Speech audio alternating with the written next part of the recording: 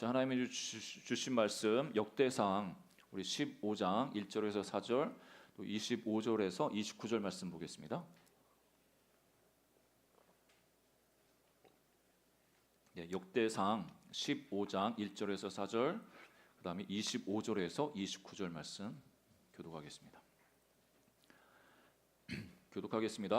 다윗이 다윗성에서 자기를 위하여 궁전을 세우고 또 하나님의 궤를 둘 곳을 마련하고 그것을 위하여 장막을 치고 다시 이르되 레위 사람 외에는 하나님의 궤를 맬 수 없나니 이는 여호와께서 그를 택하사 여호와의 궤를 메고 영원히 그를 섬기게 하였음이라 하고 다윗이 이스라엘 온 무리를 예루살렘으로 모으고 여호와의 궤를 그 마련한 곳으로 메어 올리고자 하여 다윗이 아론 자손과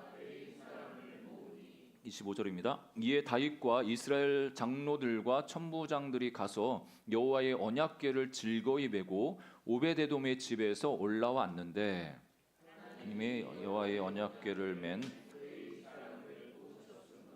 무리가 수송아지 7마리와 순양 7마리로 제사를 드렸더라.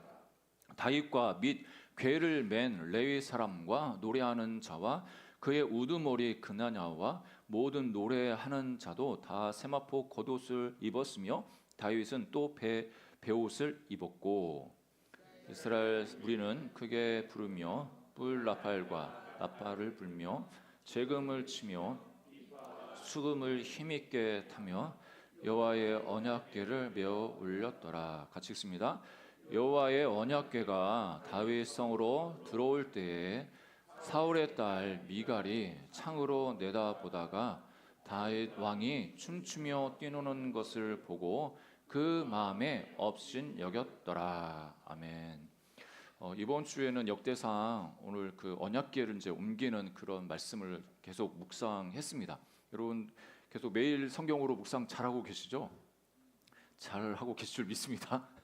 예, 제가 일부러 주일날 말씀도 그 매일 성경에서 계속 묵상하는 그 가운데 주일날에는 이제 속으로 성경 공부해가지고 그 본문이 있습니다. 여러분들 잘 살펴보시면 그 본문에 있는 내용을 중심으로 해서 말씀을 준비하고 있습니다. 왜냐하면 여러분들이 묵상하는 그것과 함께 같이 이것이 연결되어져서 여러분의 삶에 하나님께서 또 주시는 메시지를 더 잘 듣기를 원하는 그런 마음에서 그 말씀을 준비했습니다. 오늘 어떻게 보면은 창립 3주년이라고도 할 수 있는데 하나님 앞에 기도하면서 그 특별히 우리 교회를 향해서 우리 성도님들 한 분 한 분 향해서 하나님 메시지를 주시면 좋겠습니다. 뭐 거의 매 예배 들을 때마다 이제 기도는 하지만 그리고 매 예배 때마다 또 주시는 말씀이 있지만 특별히 또 우리 3주년을 맞이해서 특별히 또 우리 교회를 향해서 하나님 가지고 계신 마음과 그 비전이 무엇인지 물어봤을 때 오늘 이 본문 바꾸고 싶었지만 이 본문을 통해서 또 우리에게 주시는 메시지가 있다고 하셔서 함께 말씀을 나누고자 합니다. 우리가 잘 알듯이 역대상 13장에 이 다윗이 언약궤를 이제 옮기려고 했지 않습니까?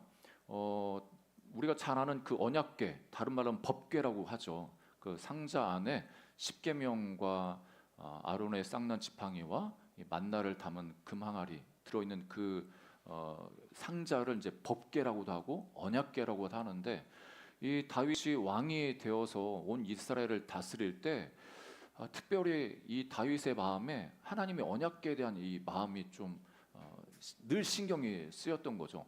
그러니까 이스라엘 백성들에게 있어서 이 언약궤가 어떤 의미가 있길래 또 다윗에게 어떤 의미가 있길래 이렇게 굳이 이 언약궤를 다윗성으로 또 예루살렘으로 옮기려고 했는가 우리가 조금 생각해 볼 필요가 있습니다.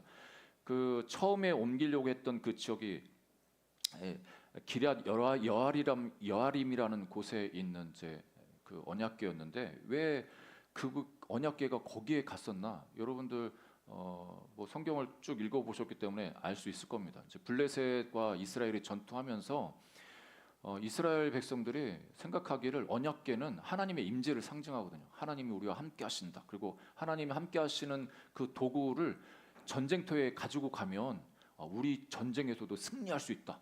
어떻게 보면은 이 언약궤를 이스라엘 백성들은 어떤 주술적인 도구로 사용한 거예요. 그러니까 우리가 그렇지 않습니까?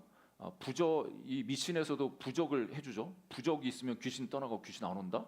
이런 것처럼 이스라엘 백성들도 언약궤 자체를 하나님의 어떤 부적처럼 이거 가지고 나면은 어떤 전쟁에서도 승리해.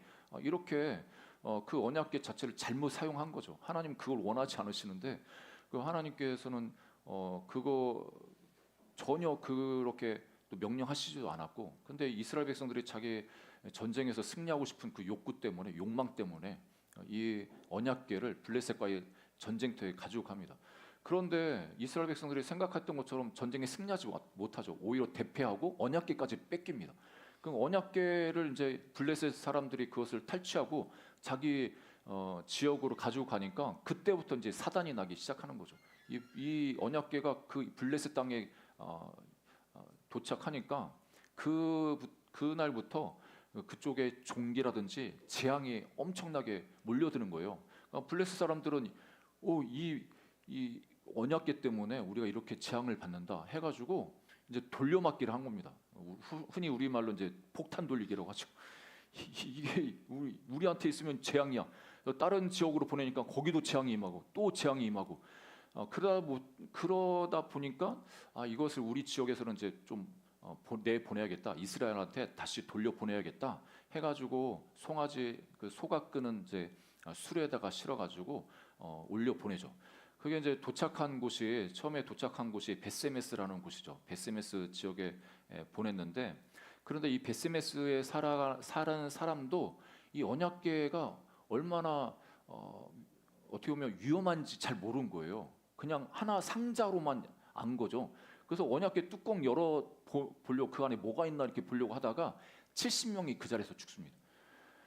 그러니까 하나님은 어떤 때는 아무 일 안 하시는 것처럼 가만히 있다가 어떤 때는 그것이 도착하면 거기 완전히 다 그 싸그리 막 이렇게 재앙을 내리시고 뭐 이렇게 하시는 거죠. 우리가 도대체 이해할 수는 없지만 하나님이 그 베세메스 사람들을 이제 70명을 치시니까 이 사람들이 또 겁을 먹고 이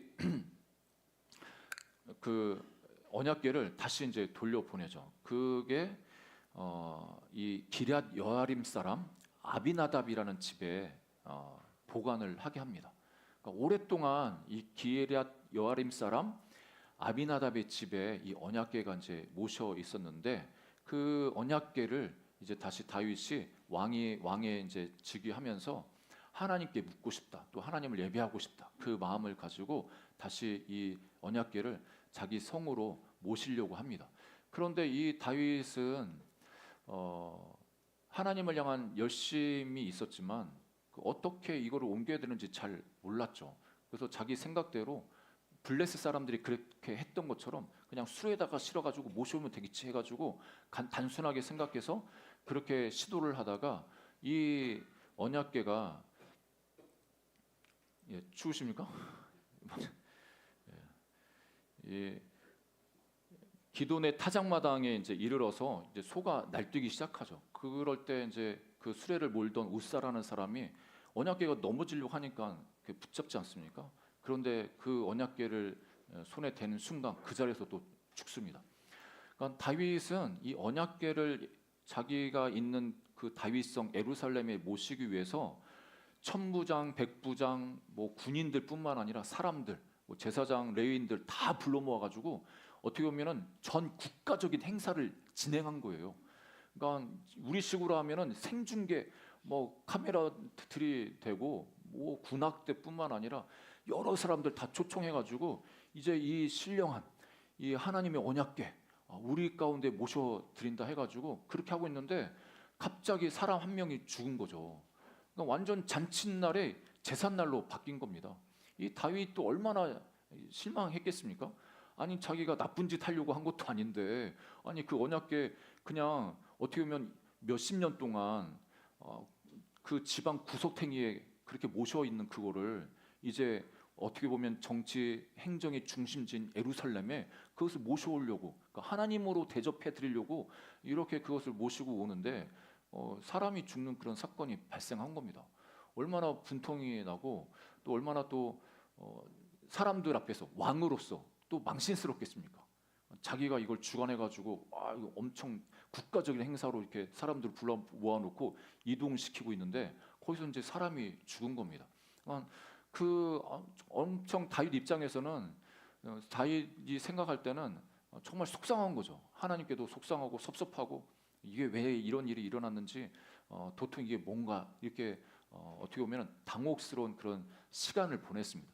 그래서 이제 좀 시간이 지나서 이 기드온 타작마당에 이제 있었던 그 언약궤가 오베데돔이라는 집에 이제 거하게 되면서 오베데돔의 집에 하나님이 복을 주시는 그런 은혜가 임합니다.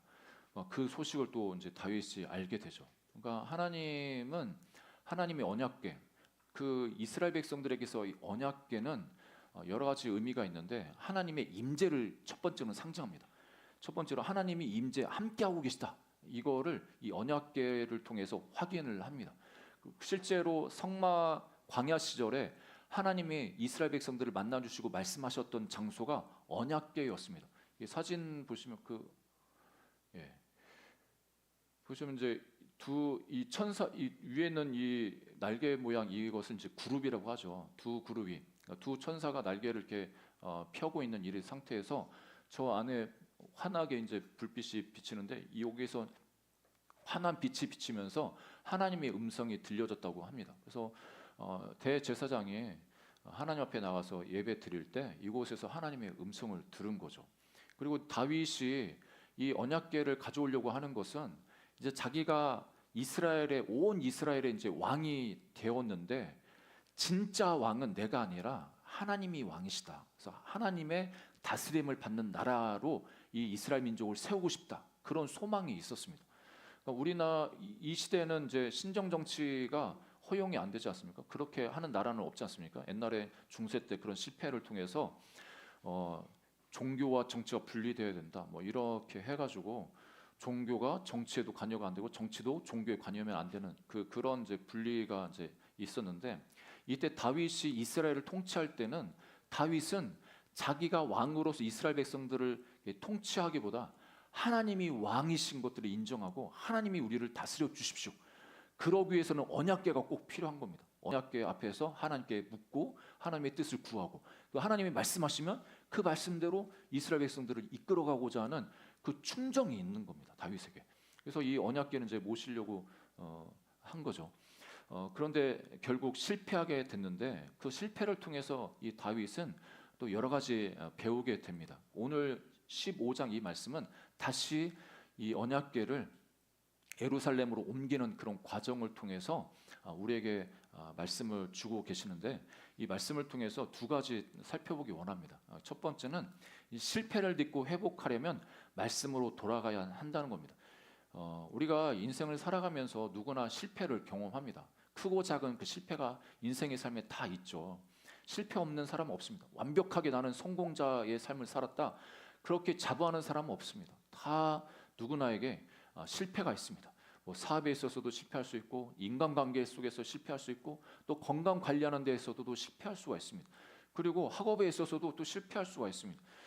그런데 그 실패가 그냥 실패로 나오면 아무 의미가 없지만 실패를 경험했어도 그 실패가 나에게 주는 그 의미, 그 교훈, 그것을 받아들여 가지고 그것을 통해서 다시 딛고 일어설 수 있으면 다시 변화될 수 있으면 그 실패는 우리에게 참 중요한 어떻게 보면 영적 걸음이 될 수 있는 거죠.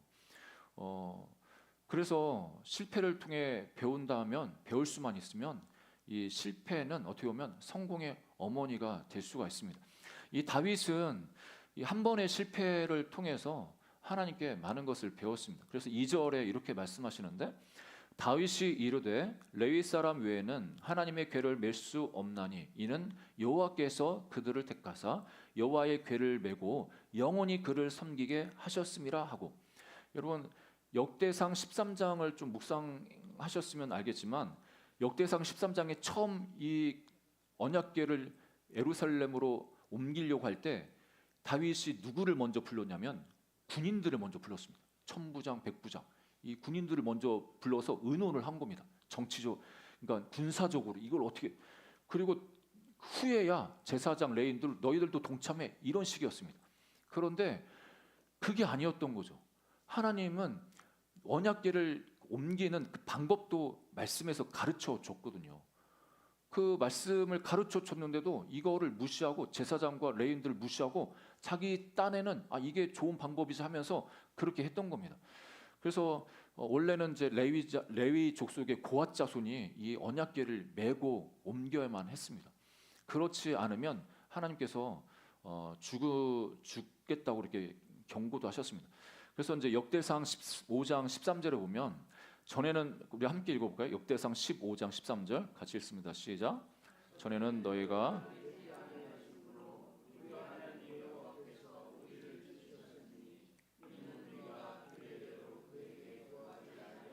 그러니까 하나님의 언약궤는 레위인들 너희들이 메어야 되는데 그게 하나님의 규례, 하나님의 방법이었는데 그렇게 하지 않아서 우리가 찢겼다, 실패했다 인정하면서 이제 우리가 규례대로, 말씀대로 이제 행할 것이다 이렇게 도전하고 있습니다. 그래서 민수기 4장 15절에 보니까 하나님께서 원래 이 이스라엘 백성들에게 성막을 옮길 때 누구는 무엇을 옮기고 누구는 무엇을 옮기고 이게 다 지정해 주셨거든요.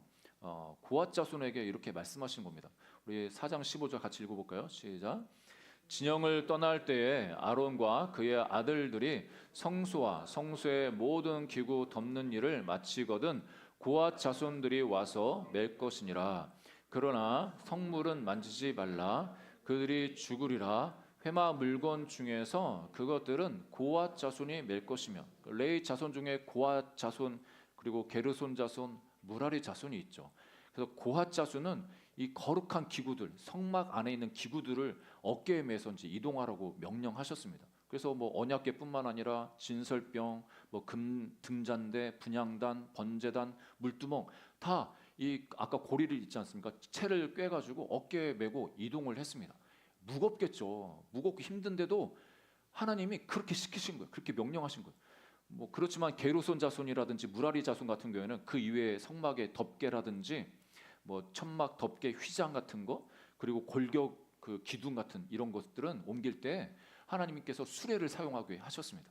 너희도 무슨 그 사람들은 수레 그래서 송아지 몇 마리씩 주면서 수레 몇 개 주면서 그걸로 수레에 담아서 이동해 이렇게 하신 거죠.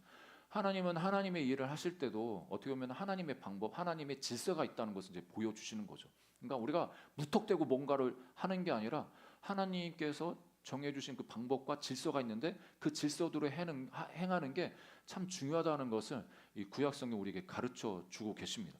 그래서 이 다윗은 어떻게 보면 자기가 실패하면서 하나님 원망하면서 이제 뭐 난 언약궤 됐어. 그냥 내 맘대로 이 나라 이 민족 내가 통치할 거야. 이렇게 할 수 있는데 다시 한번 이 언약궤를 옮기고 싶어서 왜 실패했는지 그것을 연구한 거죠. 그래서 말씀을 찾아봤더니 고앗 자손, 레이지파 중에도 고앗 자손이 이 언약궤를 메고 옮겨야 되는구나. 이것을 이제 알게 되어서 이 이스라엘 백성들 향해서 그렇게 명령을 한 것을 볼 수 있습니다. 역대상 그래서 15장 15절에 이렇게 말씀하시죠. 모세가 여호와의 말씀을 따라 명령한 대로 레위 자손이 채에 하나님의 궤를 꿰어 어깨에 매니라. 그러니까 레위인들을 성결케 하고 고앗 자손, 여기서 레위 자손이라고 하지만 레위 자손 중에서 고앗 자손 그 사람들에게 언약궤를 매도록 지시해서 결국에 이 언약궤를 예루살렘으로 가지고 들어옵니다. 이 사건이 그냥 단지 한 번 실패하고 이제 성공했구나 이걸로 끝나면 우리는 아무것도 배울 수 없겠지만 하나님께서는 이 사건을 통해서 우리가 배우길 원하시는 게 있습니다. 그게 뭐냐면 하나님을 위해서 우리가 열심을 갖는데 그 열심보다도 더 중요한 것이 있다는 거죠. 그 열심보다도 더 중요한 게 뭐냐면 하나님 말씀에 대한 순종이라는 것을 가르쳐 주십니다. 그러니까 열심이 필요합니다. 우리가 열심히 해야 됩니다. 그러니까 우리 어떻게 보면 그 한국 사람들의 기질은 열심히 성실하게 사는 거 아니겠습니까? 열심히 일하고 열심히 공부하고 그러니까 노력하는 게 열심히 노력을 합니다. 그런데 그 열심이 그냥 열심으로 끝나면 안 되고 그 열심은 하나님 말씀을 그 바탕으로 한 열심이어야 된다는 거죠. 그러니까 하나님 말씀을 근거로 하지 않는 그 열심을 가지고 하나님을 섬기거나 교회 봉사하거나 또 그렇게 산다면 우리는 실패를 경험할 수밖에 없습니다. 그러니까 하나님의 일을 열심히 하지만 하나님께서 말씀하시는 그 방식대로 해야 탈이 나지 않고 또 하나님이 기뻐하신다는 것을 우리에게 가르쳐 주십니다. 그러니까 우리가 교회에서도 열심히 봉사하다 보면 어떤 분은 더 너무 열심히 하다 보면 사람들한테도 더 상처가 되고 더 그 폐를 끼치는 데가 그런 경우가 있지 않습니까? 그러니까 아무리 내가 선한 의도 있고 선한 목적이 있다 할지라도 그 선한 목적, 의도 그것만 있으면 안 되고 그것을 이루기 위해서는 어떻게 보면 서로 관계 속에서 서로 이야기를 해야 되고 의견을 나누어야 되고 어떤 때는 기다려야 되고 참아줘야 되고 어떤 때는 또 격려를 해줘야 되고 그냥 내가 독불장군식으로 제가 예를 들어서 제가 이 좋은 뜻이 있습니다. 이거 하면 하나님 너무 기뻐하십니다. 해가지고 여러분들 다 반대하는데 저만 혼자 그것을 끌고 나가면 이게 또 안 되는 거 아니겠습니까? 그러니까 이 교회 공동체 안에서 하나님께서 서로 용서하고 배려하고 오래 참고 기다려주기를 원하시는데 그런 방법들을 무시하고 내 방법으로만 그냥 고집하고 열심히 한다고 그렇게 열심히 해본들 하나님의 뜻이 이루어지지 않습니다. 그리고 더 나아가서 실패 후에는 잠시 멈추면서 말씀 앞에 자신을 돌아봐야 됩니다. 그리고 그 말씀 앞에 서야 회복이 시작될 수가 있습니다. 그러니까 다윗도 마찬가지죠. 다윗도 자기 딴에는 이제 내가 왕 됐지만 하나님이 왕이셔. 하나님을 왕으로 모시고 하나님께 물어볼 거야. 그런 선한 마음과 열정이 있었지만 그 방식은 하나님 방식이 아니었기 때문에 실패했지 않습니까? 그 실패한 거 가지고 원망하면서 에라 그냥 모르겠다 이렇게 한 게 아니라 다시 말씀 앞에서 왜 뭐가 잘못됐는지 하나님 말씀 앞에서 자기 모습을 다시 돌아보면서 하나님이 원하시는 것은 이 고아 자손이 옮기는 어깨에 메고 옮기는 것이다. 이것을 깨닫고 그렇게 그 말씀에 순종했습니다. 어떻게 보면 하나님 말씀이 구식일처럼 볼 때가 많이 있습니다. 그러니까 이때 당시에도 왜 다윗이 수레에다가 그 언약궤를 올려놓고 옮겼을까? 어떻게 보면은 지금도 사람들이 어깨에 메고 짐을 옮기는 거는 되게 불편하지 않습니까? 힘들고 얼마나 또 무겁겠습니까? 금으로 된 건데 그거.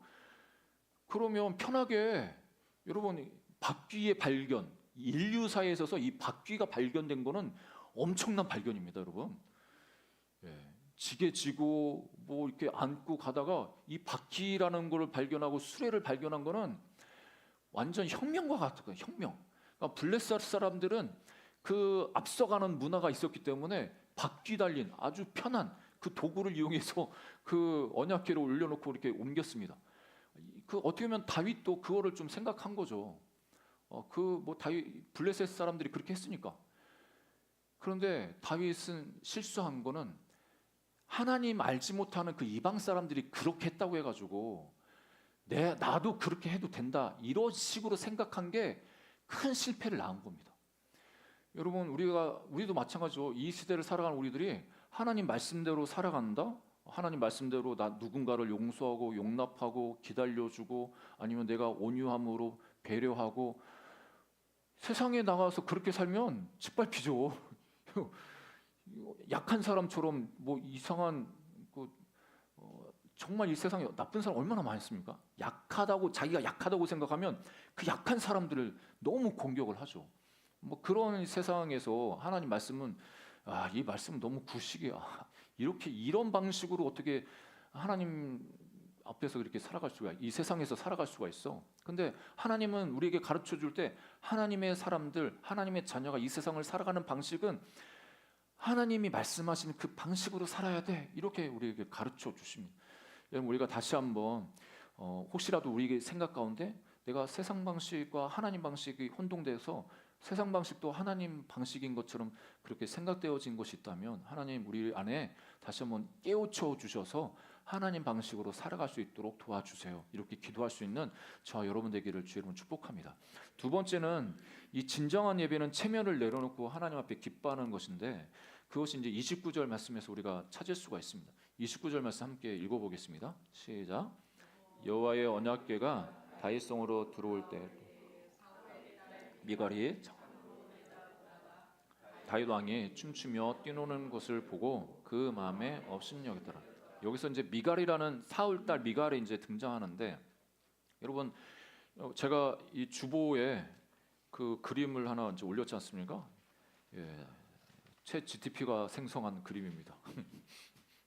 제가 명령을 넣어가지고 예, 옆에서 춤추고 팔 들고 있는 사람이 다윗입니다. 그 옆에 언약궤가 이제 올라가고 있습니다. 이 다윗은 정말 자기가 왕이 됐음에도 불구하고 하나님 말씀을 듣고 싶은 사람이었습니다. 하나님 중심으로 살고 싶은 사람이었습니다.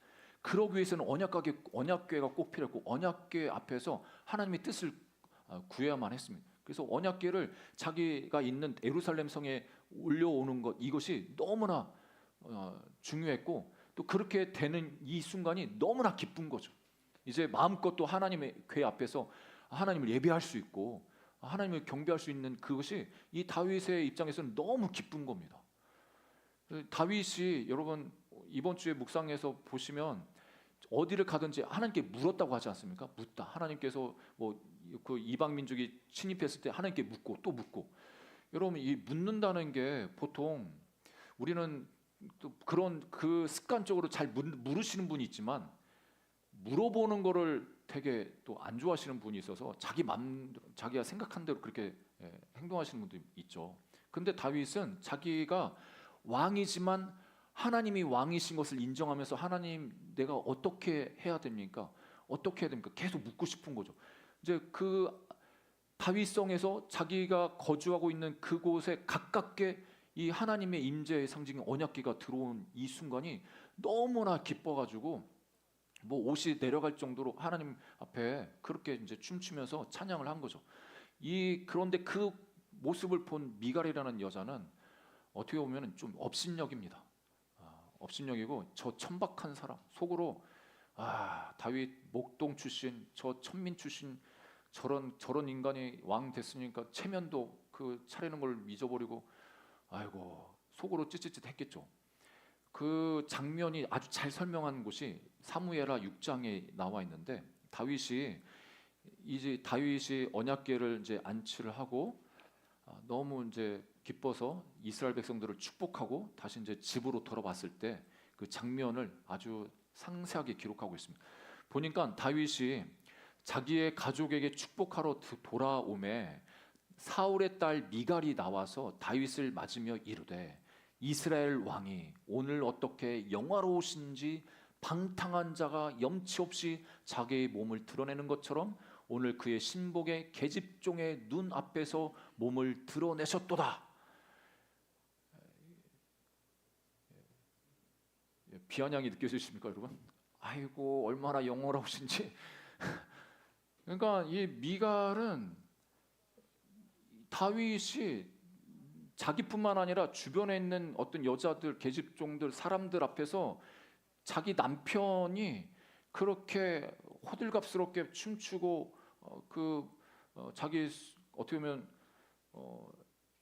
몸을 드러내면서까지 그렇게 하나님 찬양한 그것이 못마땅한 거죠. 그리고 사울의 딸이라는 것을 강조하지 않습니까? 사울의 딸. 그러니까 왕의 딸인 왕. 나는 왕족이야. 너희들이 그렇게, 네가 그렇게 하는 거는 너는 천민 출신이라 그런 거야 하면서 다윗을 너무 업신여긴 겁니다. 그러니까 하나님을 예배할 때는 여러분 우리가 참 이런 실수에 빠질 수도 있는데, 누군가 하나님이 주신 그 영적인 기쁨이 기뻐가지고 하나님을 예배하고 손 들고 예배할 수 있고, 뭐 무릎 꿇고 예배할 수 있고, 완전 어떤 분은 땅에 그냥 보복해서 예배할 수 있고. 그런데 우리가 생각할 때는 예배는 점잖게 드려야지. 점잖게. 하나님 우리 체면이 채통을 지켜야지. 이 사람이 채통을 지켜서 예배드려. 여러분 예배는, 하나님 앞에서 예배는 그렇게 그런 게 아니라는 걸 말씀하십니다. 오히려 하나님 앞에 어떻게 보면 자기 속살이 보이는 것, 그것도 상관없이 진짜 하나님께만 집중해서 하나님을 기뻐하면서 예배드리는 그것을 하나님은 너무나 기뻐하시는 겁니다. 체면,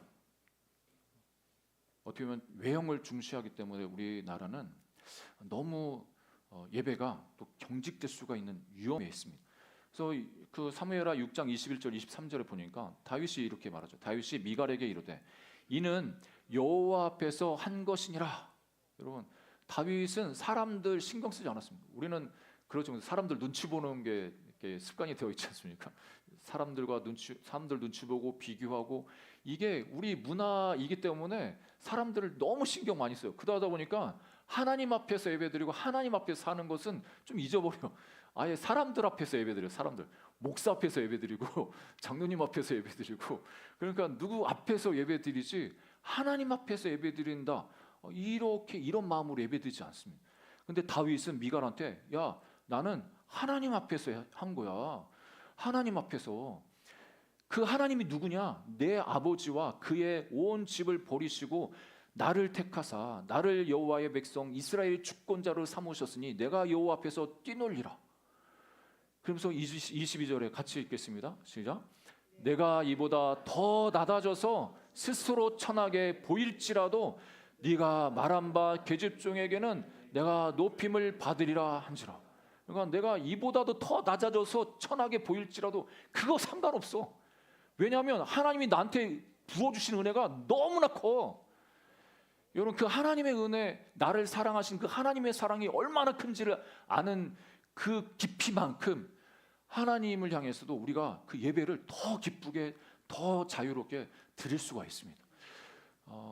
우리 이 공동체가, 위례하늘 교회가, 또 저와 여러분 이 예배가 이런 예배가 되기를 주님으로 축복합니다. 그러니까 누구 신경 쓸 필요도 없고 하나님만 예배하고, 하나님 나한테 부어주신 그 은혜가 얼마나 놀랐습니까? 그러니까 구원받을 자격이 없고 사랑받을 자격 없는 우리를 그렇게 사랑하셔서 구원하신 그 은혜, 그 은혜와 그 사랑을 깨닫는다면 그 중요하지 않아. 누구에게 어떻게 보일지 중요하지 않아. 나는 더 낮아져서 스스로 천하게 보일지라도 내가 하나님을 높이는 거 이거 멈추지 않겠다. 다윗의 고백입니다. 23절은 그러므로 다윗의 사울의 딸 미갈이 죽는 날까지 그에게 자식이 없으니라. 미갈도 자녀를 갖기 원하지 않았겠습니까? 그러니까 일부러 안 갖는 게 아니라 갖기 원해도 이 미갈에게는 자식이 없었다고 이렇게 말하고 있습니다. 그러니까 우리가 하나님을 기뻐하고 하나님을 예배하는 그 사람을 향해서, 그런 하나님을 향한 열정을 가지고 있는 그 분들을 향해서 내가 문화가 잘 안 맞다, 저 성향이랑 내가 잘 안 맞다 해가지고 그 사람을 향한 어떤 판단이라든지 조롱이라든지 이런 것을 한다면 여러분 조심하셔야 됩니다. 멈춰야 됩니다. 그 사람은 그 사람이 하나님께 받은 은혜가 있기 때문에 그렇게 하는 겁니다. 여러분, 예전에 그 미국에 있어서 한창 머리 기르고 대마초 마약하고 막 이런 사람들이 히피죠, 히피. 이런 사람들이 많이 이제 생겨났죠. 그 전쟁 반대하면서 뭐 이렇게 반전 시위도 하면서, 그러니까 이 사람들은 노숙 생활을 하면서 그렇게 지냈습니다. 그러니까 뭐 여러 사람들, 청년들이, 그러니까 꿈, 비전 이런 거 없고 그냥 이 세상을 향한 회의와 미국의 그 전쟁, 베트남 전쟁하는 그거에 반대하면서 히피 문화, 이런 문화가 이제 한창 미국을 이렇게 휩쓸어 갔을 때가 있었는데, 이 사람들에게 누군가 이제 복음을 전했는데 이 사람들이 예수님을 이제 믿기 시작한 거예요. 그래가지고 이제 교회에 이 사람들이 찾아왔는데 이 사람들은 신발도 안 신고 다녔거든요. 신발 이게 뭐 발바닥에 아주 그냥 더럽고, 근데 이제 미국의 교회 같은 경우, 정통 교회 같은 경우는 이제 오면은 바닥이 카페트로 되어 있고 막 그랬다고 합니다. 이 사람들이 그냥 자기들 주일날에 예배하겠다고 노숙해가지고 냄새 풀풀 피우고 그러는데, 교회 들어가려고 하니까 앞에서 안내위원들이 다 막았습니다. 안내위원들. 이런 상태로 교회에 못 들어와. 이게 지금 너희들이 들어오면 카페트 다 버리고 또 냄새가 이렇게 심한데 어떻게 사람들한테 피해주고 이러면 안 돼. 이래가지고 이제 막은 경우가 있는데, 어떤 교회는 그 사람들한테 완전히 문을 열었습니다. 와서 마음껏 예배드려. 카페트 더러워져도 돼. 냄새 나도 돼. 괜찮아. 너희들 예수님 사랑하고 예수님 만나기 원하니까 다 와. 그 사람들을 받아줬던 그 교회들에게 있어서 하나님 부흥을 주시는데, 여러분 미국의 가스펠 그 흐름 중에 아주 그 강력한 흐름이 이 히피들이 회심하고 나서 이 예배 사역을 이 사람들이 한 겁니다. 이 사람들은 이제 밖에 나와서 이제 세상 음악하고 막 기타 치고 통기타 치고 이렇게 했던 사람들이라 음악적으로도 소질이 진짜 좋았거든요. 이 사람들이 만든 찬양들, 지금 우리가 부르고 있는 찬양 중에 이분들이 만들었던 찬양들이 꽤 많습니다. 은혜로운 찬양이 너무 많습니다. 그러니까 그런 거죠. 우리가 다 다르다고 이렇게 정죄하고 막아버리면 하나님께서 부르시고 또 하나님께서 예배받기 원하시는데 그거 우리가 제한할 수 있는 위험이 있는 거죠. 하나님은 하나님 앞에 나오는 사람들 향해서 마음껏 열려 있고, 그 사람이 왕이든 계집종이든 아니면 뭐 빈부격작 이런 거 상관없고, 외모적으로도 또 성격적으로도 그렇고 그 사람이 살아온 문화라든지 그거 상관없이 하나님을 자유롭게 예배하고 하나님 앞에 나와서 하나님을 기뻐하는 그것을 너무나 하나님 좋아하시고 그 사람들의 예배를 받으십니다. 우리는 그것이 멈춰지지 않도록, 제한하지 않도록 우리가 열려있는 마음을 갖기를 주님으로 축복합니다. 이 말씀을 준비하면서 왜 3년 되는 이즈음에 이 말씀을 묵상하고 나누게 하셨는지 다시 한번 묵상하면서 기도할 때 하나님 주신 마음이 있었습니다. 이 언약궤는 어떻게 보면 하나님의 임재이면서도 이 언약궤 자체는 이 다윗이 볼 때는 하나님 자신이었습니다. 하나님을 온 이스라엘의 중심 도시인 예루살렘, 거기 정치적인 중심이면서 또 예배의 중심, 그 예루살렘에 모셔서 하나님 중심으로 그 나라를 다스리기를 원하셨습니다. 우리는 매일매일 믿음으로 살기로 하고 그렇게 결단하면서 지금까지 오지 않았습니까? 그런데 우리가 다시 한번 하나님께서 원하시는 것은 내 마음의 왕좌에 다시 한번 예수님이, 하나님이 왕으로 자정하길 원하십니다. 그 하나님의 그 도전 앞에 우리가 다시 한번 믿음으로 고백하면서 하나님, 내 마음의 왕에, 내 인생의 중심에 하나님을 왕으로 모셔드립니다. 그리고 또 그 왕으로 하나님을 섬기겠습니다. 또 우리 위례하늘교회도 마찬가지죠. 위례하늘교회 머리는 하나님이시고 예수님이시고 주인은 예수님이시고 리더는 예수님이신 것을 다시 한번 고백받기 원하십니다. 우리가 함께 그렇게 고백할 수 있는 이 시간이 되기를 주의 이름으로 축복합니다. 그래서 예수님이 다스리는 공동체, 예수님이 다스리는 나의 삶과 우리 가정 되시기를 주의 이름으로 축복합니다. 그리고 성령님을 통해서 항상 하나님 우리와 함께하고 계시지 않습니까? 그 하나님, 우리를 얼마나 사랑하시는지 우리가 날마다 다시 한번 되새기면서 그 하나님을 기뻐하면서 마음껏 예배하는 것을 멈추지 않는 우리 모든 하나님 백성 되기를 주의 이름으로 축복합니다.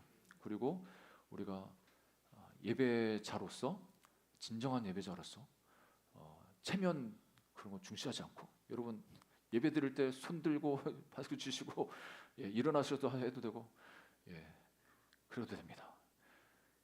예배는 우리 인생 가운데, 우리 삶 가운데 회복의 시작이 됩니다. 그 예배는 하나님 말씀을 기준이 되어야 되고, 우리 모든 성도가 마음과 또 온 마음과 정성을 다해 참여할 때 하나님께서 그 예배를 기뻐 받아 주실 줄 믿습니다.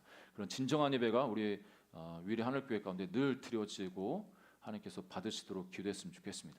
하나님은 위례하늘교회가 다시 한번 하나님 중심으로 모셔드리고 그 하나님만 예배하기로, 우리는 당연히 하나님 예배하죠. 그런데 하나님 예배한다고 하지만 예배하지 않을 때가 많습니다.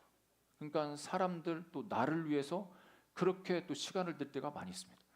정말 하나님의 사랑, 그 은혜 다시 한번 좀 묵상하면서 그 하나님의 사랑에 반응하며 나간 우리가 모두가 되기를 주의 이름으로 축복합니다. 그래서 함께 기도하는 시간 갖겠습니다. 여러분 잠시 한번 여러분 눈을 감아 주시지 않겠습니까?